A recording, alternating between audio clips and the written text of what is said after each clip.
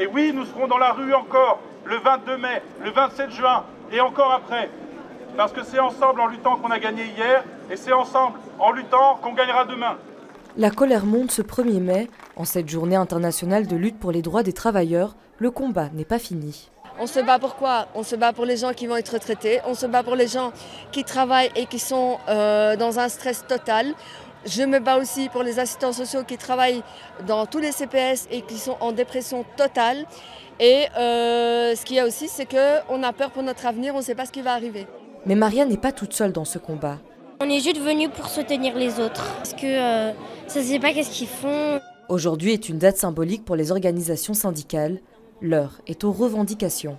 Les attaques sur le travail viennent de toutes parts, entre l'indexation, entre la pension qui est reculée, la flexibilité, l'annualisation du temps de travail. Les travailleurs sont vraiment pris en otage maintenant et il est grand temps de réagir.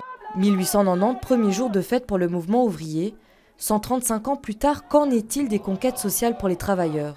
On est en train vraiment de vivre des attaques sociales sans précédent, ou qui nous ramènent en tout cas des siècles en arrière et qui sont vraiment en train de s'en prendre à nous de tous les côtés, que ce soit sur l'assurance chômage, que ce soit pour les malades de longue durée, que ce soit pour les fins de carrière, pour les pensions, que ce soit pour les personnes migrantes. Bref, tout le monde en prend plein la figure et aujourd'hui le 1er mai, qui est une journée de lutte historique pour le mouvement ouvrier, elle est plus importante que jamais pour résister face à toutes ces attaques.